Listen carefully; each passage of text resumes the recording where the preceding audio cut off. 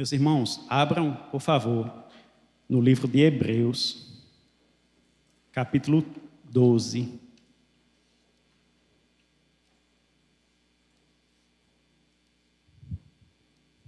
Hebreus 12. Vamos ler dos versos 18 ao 29. Hebreus 12, de 18 a 29. Ora, não tendes chegado ao fogo palpável e ardente, e à escuridão, e às trevas, e à tempestade, e ao clangor da trombeta, e ao som de palavras tais, que quantos o ouviram, suplicaram que não se lhes falasse mais, pois já não suportavam o que lhes era ordenado. Até um animal, se tocar o monte, será apedrejado. Na verdade, de tal modo era horrível o espetáculo, que Moisés disse: sinto-me aterrado e trêmulo. Mas tendes chegado ao monte Sião e à cidade do Deus vivo, a Jerusalém celestial, e a incontáveis hostes de anjos, e a universal assembleia, e igreja dos primogênitos arrolados nos céus, e a Deus, o juiz de todos, e aos espíritos dos justos aperfeiçoados, e a Jesus, o mediador da nova aliança, e ao sangue da aspersão, que fala coisas superiores ao que fala o próprio Abel. Tendo cuidado, não recuseis ao que fala, pois, se não escaparam aqueles que recusaram ouvir quem, divinamente, os advertia sobre a terra, muito menos nós, os que nos desviamos daquele que dos céus nos adverte, aquele cuja voz abalou então a terra. Agora, porém, ele promete, dizendo: ainda uma vez por todas farei abalar não só a terra, mas também o céu. Ora, esta palavra, ainda uma vez por todas, significa a remoção dessas coisas abaladas, como tinham sido feitas, para que as coisas que não são abaladas permaneçam. Por isso, recebendo nós um reino inabalável, retenhamos a graça, pela qual sirvamos a Deus de modo agradável, com reverência e santo temor. Porque o nosso Deus é fogo consumidor. Amém. Meus irmãos, estamos comemorando, celebrando o mês da Reforma Protestante. E a gente sempre lembra, aliás, o fato de a gente comemorar a Reforma Protestante, tendo como um marco 31 de outubro de 1517, que foi a data em que Lutero fixou as conhecidas, mais ou menos conhecidas, né? A gente conhece que são 95 teses, mas quase ninguém leu as 95 teses. Na porta do castelo de Wittenberg. E a gente sempre lembra que o mote principal da reforma, ou seja, a batalha principal da reforma, foi a justificação pela fé somente. Se a gente pudesse resumir assim, qual doutrina representa o movimento da reforma? Todo mundo diz, na lata, justificação pela fé somente. Claro que se você tiver tempo, você vai explicar algumas coisas mais. Mas esse é o grande mote. Mas houve outra questão central na reforma. E eu digo até que, com o passar do tempo, ela ocupou mais espaço, mais energia dos reformadores do que a doutrina da justificação pela fé somente.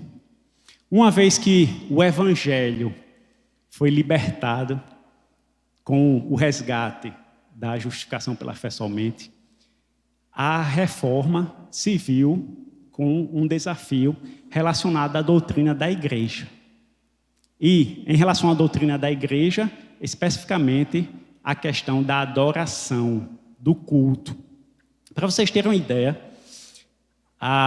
embora, como eu disse, a gente relembre 1517 como a data da reforma, o ano em que Lutero, digamos, já estava consciente de todos os desdobramentos do que aquele ato lá de 1517 iria causar e vinha causando.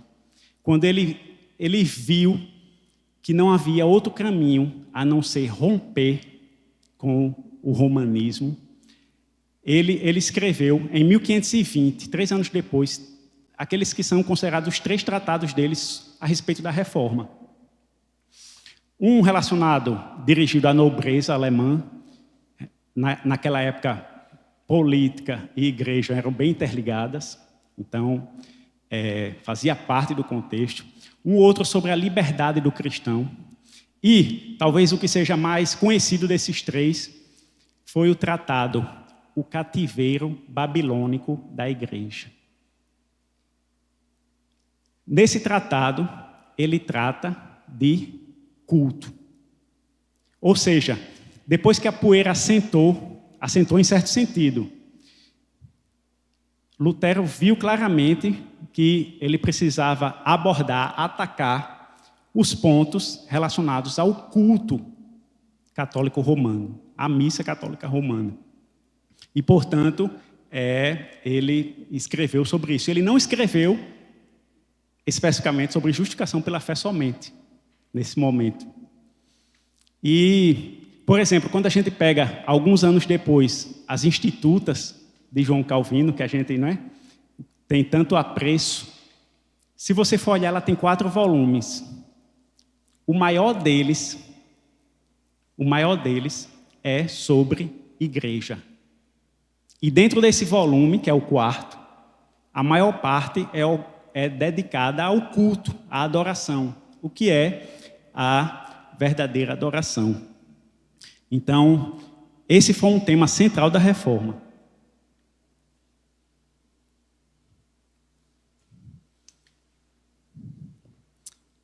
Não que a justificação pela fé somente não tenha uma importância fundamental. Por favor, compreendam. Como o R.C. Sproul gostava de dizer, o artigo de fé da justificação pela fé somente é o artigo pelo qual a igreja ou fica de pé ou cai. Ele é fundamental, porque o que está em causa ali é simplesmente o evangelho. E para vocês terem uma ideia, essa é uma batalha que nunca tem fim, porque não tem coisa preferida do ataque de Satanás do que o próprio evangelho. Essa não era uma luta do século XVI apenas. Por exemplo, a gente quando vê hoje um dos autores mais queridos do meio evangélico, best-seller, N.T. Wright, que é um falso mestre nesse aspecto, nessa doutrina, mas é tão popular. A gente vê como o grito da reforma, como a batalha da reforma é atual, como o evangelho está sempre sendo colocado em xeque. Mas, como eu disse, o nosso tema hoje é sobre outra questão central a respeito da verdadeira adoração. E aí vocês poderiam perguntar, ok, Felipe, mas por que esse texto de Hebreus? Hebreus capítulo 12. É interessante, quando a gente lê o livro de Hebreus, aliás, quando a gente faz isso com muitos livros da Bíblia, a gente tende a fazer aplicações privatizadas. Assim, tipo, isso fala para mim, na minha fé, no meu quarto de oração, isso. E a gente faz isso muito com Hebreus. E essa é uma dimensão correta, tá? Essa é uma dimensão correta da amplitude do texto. Mas se você ler Hebreus com cuidado, você vai ver que o autor passa o livro todo comparando o sistema de culto da antiga aliança com o culto na nova aliança. Ou seja, toda aquela a discussão ao longo do livro sobre sacrifícios, sacerdotes, sumo sacerdote, expiação, entrada no Santo dos Santos. Veja, Hebreus, ele faz normalmente isso. Era assim, agora é melhor, não é? Veja que ele está comparando sistemas de adoração comunitária. Ele está comparando o culto na antiga aliança com o culto na nova aliança. Mas, como eu disse, a gente sempre tende a simplesmente entender as afirmações belíssimas, são muitas em Hebreus, a respeito de nosso acesso ao Santo dos Santos, né? De nossa ousadia diante de Deus, a gente tende a entender simplesmente, eu pessoalmente faço isso. Mas a gente deve lembrar, isso é verdade também, mas deve lembrar dessa aplicação maior, mais comunitária. E é sobre isso que a gente quer falar e por isso que eu escolhi especificamente esse texto. Só para vocês terem uma ideia, lá no capítulo 10, a gente normalmente pega o versículo 25. Não deixemos de congregar-nos, como é costume de alguns. E o que é que a gente faz? A gente sempre usa esse texto, é o melhor texto, não é? Para um desigrejado. A gente diz, essa prática de afastamento é antibíblica. Mas o interessante é que quando você lê, se você só joga esse texto, ele parece meio, tipo assim, por que o autor de Hebreus falou isso aqui neste momento? É porque se você olhar a partir do versículo 19, a gente não vai ler,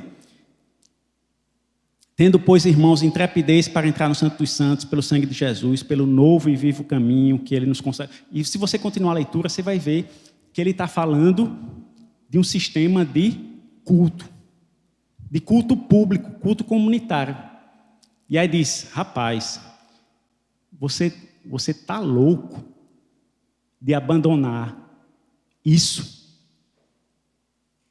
O que é que passa pela sua cabeça para você achar que você vai ser um cristão sem estar com seus irmãos adorando na igreja? Mas, como eu disse, a gente sempre olha apenas para essa dimensão individual, embora o livro de Hebreus seja dirigido à igreja como assembleia reunida. Então, voltando aqui para o capítulo 13, nosso texto tem tudo a ver com a verdadeira adoração. E aqui eu faço um parêntese, tá? Um dos defeitos de nosso tempo é reduzir o termo adoração a uma parte do culto, que é o momento de cânticos de louvor. Tipo assim, naquele momento a gente está adorando, mas quando a Bíblia e toda a tradição teológica fala de adoração, e quando eu estou falando de adoração, eu estou falando do culto como um todo. A gente está aqui adorando ao Senhor, e a gente adora a Ele, lendo a palavra, cantando, orando. Tudo isso faz parte da adoração ao Senhor, tá? Fecha parênteses. Mas vamos lá. Infelizmente, nós não vamos poder olhar o texto verso a verso com calma. Mas eu quero chamar a atenção de vocês o seguinte, que vocês notem o contraste na porção que a gente leu, que o autor de Hebreus faz entre o povo reunido ao pé do Monte Sinai, uma experiência de terror, de afastamento. No versículo 21 diz, um espetáculo horrível. O próprio Moisés, que era o mediador, ele se sentiu aterrado e trêmulo. O autor faz o contraste entre essa experiência e a experiência do povo reunido na nova aliança. Ele faz um contraste entre aquela experiência de culto e a nossa experiência de culto do lado de cá da redenção adquirida por Cristo Jesus. E é interessante que se você... Não, Felipe, peraí, mas aquilo ao pé do Sinai foi um momento de culto? Afinal, foi ali, quando Moisés subiu, que Deus deu todas as instruções relacionadas ao culto da antiga aliança. Construção do tabernáculo, ofício dos levitas, sacerdotes, utensílios, formas de adoração, tudo mais. Mas se você tem dúvida que aquilo foi um culto, depois dê uma olhada lá em Êxodo 19. E no capítulo 24. E aí você diz, peraí, por que esse pulo? Êxodo 19 e Êxodo 24. Êxodo 19 fala da preparação para a subida de Moisés. Do capítulo 20 em diante, do 20 ao 23, capítulo 20 todo mundo sabe o que é que tem, né? Os 10 mandamentos. Do 20 ao 23, Moisés recebe, digamos, a primeira leva da legislação. E aí no capítulo 24, Moisés desce para se encontrar com os anciãos, que são os protopresbíteros, né? E nesse momento tem sacrifício, veja, antes da instituição da ordem levítica. Tem sacrifícios, tem, inclusive, o que a gente poderia chamar, por favor, não estou chamando, mas a gente poderia chamar como uma espécie de um culto de ceia. A gente não chama o culto nosso culto de ceia, hoje é ceia, porque nesse momento Moisés fala aquelas palavras que a gente sempre ouve, que Jesus repetiu no momento da ceia. Eis o sangue da aliança. E ele asperge e os anciãos reunidos ali, eles têm uma refeição pactual. Como a ceia é uma refeição pactual. Então foi um momento de culto. Mas vejamos, qual é o contraste? Qual é o contraste? Vejam que a descrição do que aconteceu no Sinai está do verso 18 ao 21. Aí, a partir do verso 22, começa o contraste. Mas... E aí ele começa a falar da nova aliança. E o contraste aponta que na nova aliança não há aquele terror. Esse é o ponto do texto. Não há um terror. Mas o que há é um espetáculo glorioso, celestial, lindo, simplesmente arrebatador. É um espetáculo, não horrível, mas glorioso.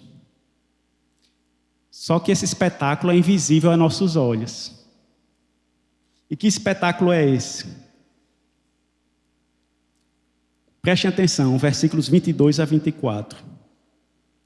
Mas tende chegado ao monte Sião e à cidade do Deus vivo, a Jerusalém celestial, e a incontáveis hostes de anjos, e a universal assembleia e igreja dos primogênitos arrolados nos céus, e a Deus, o juiz de todos, e aos espíritos dos justos aperfeiçoados, e a Jesus, o mediador da nova aliança, e ao sangue da aspersão que fala coisas superiores ao que fala o próprio Abel.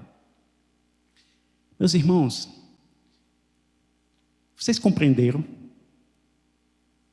Captaram que o culto é algo muito maior, incrivelmente maior, do que o que a gente vê aqui na igreja local. Vocês percebem com quem a gente cultua junto? Vocês percebem o que está acontecendo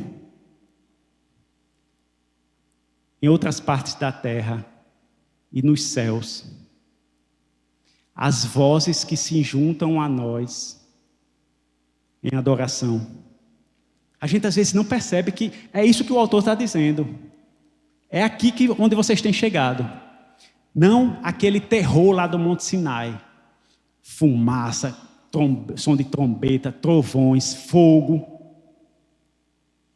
Vocês têm chegado a uma Assembleia Universal. Isso aí não é o nome de uma igreja junta, não, viu? Assembleia Universal.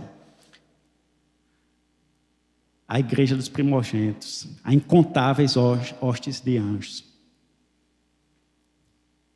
Tem uma música que a gente canta que diz: terra e céu adoram teu nome, né?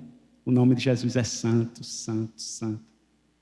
E sempre que a gente está adorando, terra e céu está adorando ao Senhor. Como eu disse, a gente não tem tempo para destrinchar cada frase desse texto, né? Inclusive tem algumas coisas aqui difíceis, mas dá para entender a mensagem geral. Só que o contraste não é apenas esse, em termos de tipo de espetáculo, tipo de grandeza de coisas que estão acontecendo. Aqui tem uma dimensão que é, de um certo modo, inesperada para a gente, desse contraste do culto na antiga e na nova aliança. O que é que a gente pensaria? A gente pensaria assim, se o autor começou a dizer, lá na antiga aliança era terror, era um espetáculo horrível, a gente poderia pensar, então é porque agora é tudo de boa, a gente adora de qualquer jeito, não é?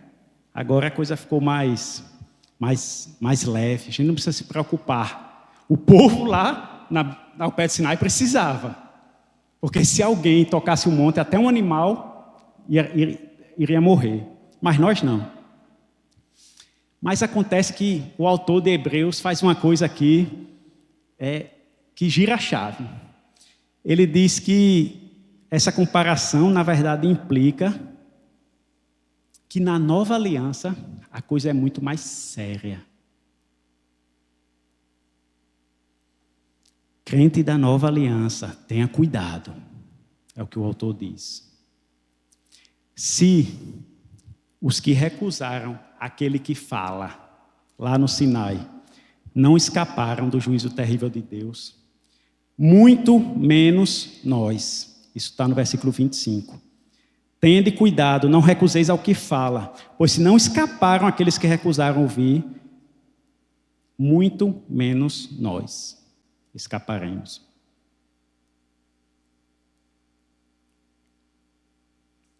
Veja que o contraste aí leva por um caminho que talvez não fosse aquele que a gente esperasse.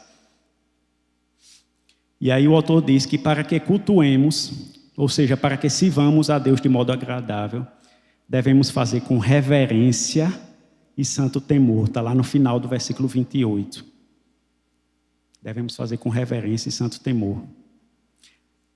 Mas por quê? Por quê? E aí vem mais uma resposta que a gente poderia considerar inesperada. Porque o nosso Deus é fogo consumidor. O autor aos Hebreus está comparando a antiga aliança com a nova, não é? Mas ele cita aqui um texto da antiga aliança. Deuteronômio 4:24. Vão lá comigo, por favor.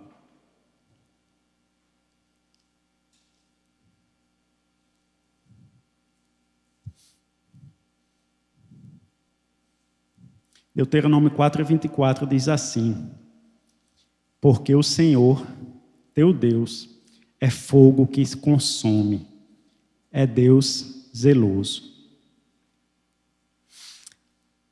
O mais interessante, sabe o que é? É que o contexto dessa fala de Moisés, se você volta para o versículo 15,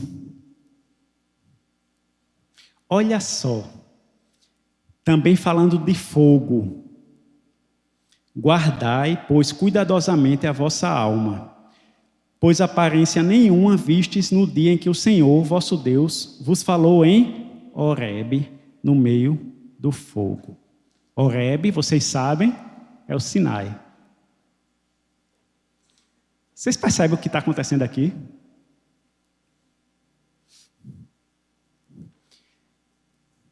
O autor de Hebreus faz um contraste da experiência do povo de Deus na nova aliança em relação à experiência antiga, na antiga aliança. E ele diz, agora não há mais aquele terror, certo?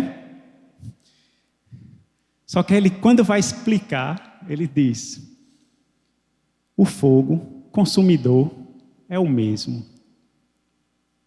Aquele fogo consumidor lá do Sinai, o Deus é o mesmo.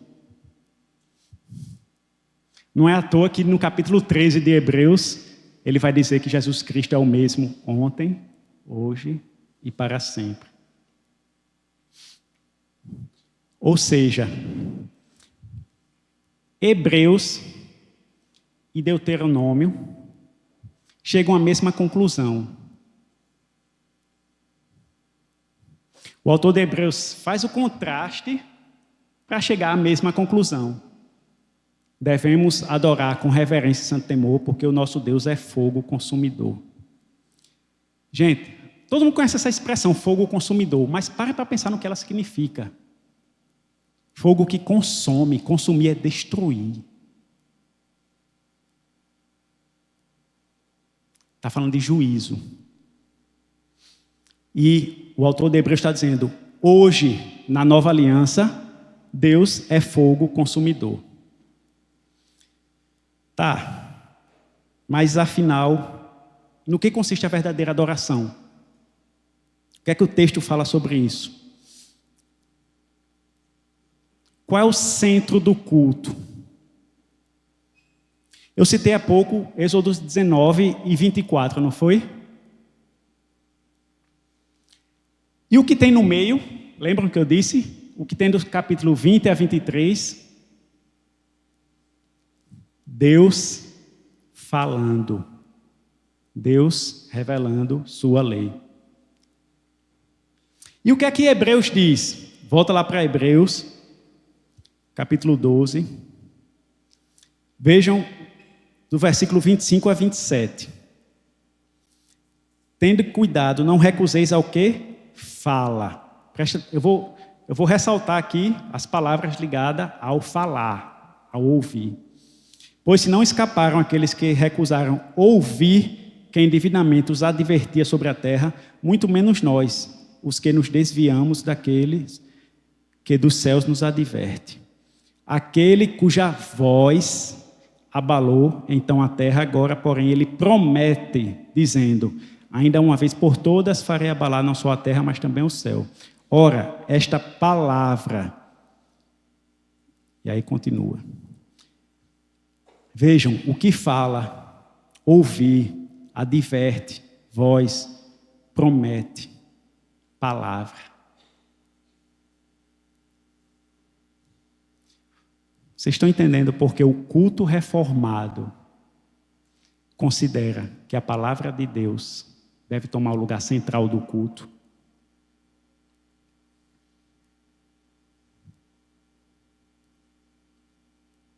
Entendem por quê? A gente começa o culto lendo a palavra. A gente lê a palavra coletivamente. A gente senta para ouvir a leitura, a explicação, a aplicação da palavra. A gente é despedido ao final para nossos lares por meio da recitação de uma bênção que consta da palavra.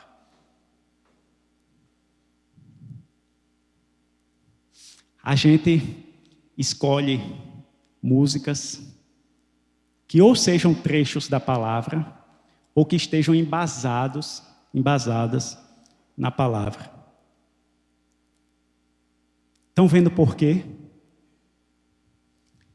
Tanto na antiga aliança quanto na nova aliança, no centro da adoração está a palavra. Compreendam, irmãos, a importância disso. Compreendam. Não devemos nos recusar a ouvir. Está aí no verso 25. Eis o que é que acontece no culto. O Senhor fala por meio da sua palavra e nós respondemos por meio das orações e por meio dos cânticos.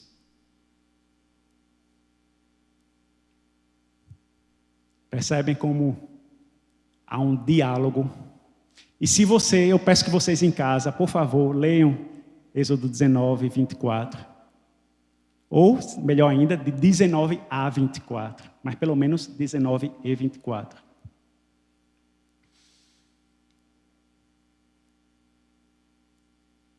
A palavra de Deus, ela chama, perdão, eu tinha perdido aqui o fio. Ela nos chama a gente ouvir, a se colocar. Quando Moisés fala, quando Moisés transmite todas as palavras que Deus deu a ele, o povo responde: sim, nós faremos conforme tudo que o Senhor ordenou. Quando nós, no culto, oramos, cantamos, nós estamos dizendo: sim, nós faremos tudo conforme o Senhor ordenou. Deus fala conosco e nós respondemos cantando e orando. Vejam, não perca o ponto. É assim que retemos a graça. Vejam no versículo 28. Por isso, recebendo nós um reino inabalável, retenhamos a graça, pela qual sirvamos a Deus de modo agradável, com reverência e santo temor. É assim que nós retemos a graça de Deus. E devemos fazê-lo ativamente, conscientemente, alegremente e com santo temor. Esse é a mensagem de todo o livro de Hebreus. É interessante que lá em Deuteronômio 4, onde a gente foi, de onde o autor tira a citação que nosso Deus é fogo consumidor. Lá, o capítulo todo, recomendo também a leitura, segundo o dever de casa. Há sérias advertências quanto à corrupção do culto, por meio da idolatria e por meio do esquecimento da aliança do Senhor. Isso é o que Moisés fala claramente. Do versículo 16 em diante, lá de Deuteronômio 4, depois vocês olham, ele fala do perigo do culto ser corrompido por causa da idolatria. E do versículo 23 em diante, do perigo do culto ser corrompido por meio do esquecimento da aliança do Senhor. É por isso que os reformadores falaram tanto sobre culto. E por isso a palavra é central no culto. Não sei se vocês estão encaixando as peças aí. É na palavra que o verdadeiro Deus é revelado, em toda a sua glória e majestade, e também em sua bondade e graça, a ponto de enviar Jesus, o mediador da nova aliança, para derramar o seu sangue, o sangue da aspersão, como fala aí no versículo 24. É interessante que também lá, em Êxodo 24, a palavra e a aspersão do sangue estão conectados. Fala-se sobre o livro da aliança e sobre o sangue da aliança. Mas então, concluindo, é Deus quem revela em sua palavra quem Ele é e quem nós somos. E é em sua palavra que Ele diz como deve ser cultuado. Gente, essa foi a ênfase inegociável da reforma protestante. Temos acesso ao Santo dos Santos por meio do sangue da aliança, como revelado no livro da aliança. Nossa adoração é feita juntamente com a universal assembleia de homens e anjos, terra e céu. Por isso, tende cuidado, não recusei ao que fala. Ou como diria Moisés, guardai, pois, cuidadosamente a vossa alma, porque o Senhor teu Deus é fogo que consome, é Deus zeloso. A gente deve pensar em tudo isso quando a gente se reúne para cultuar. Será que isso tudo diz algo a respeito da forma como a gente entra na igreja? Da forma como a gente se porta na hora do sermão? Da forma como a gente louva ao Senhor? Só quando a gente lembrar disso, a gente vai poder cultuar a Deus de forma agradável. Somente assim. É o que diz o livro de Hebreus. A gente vai cultuar aterrorizado? Não. Mas sim com reverência e santo temor. Amém?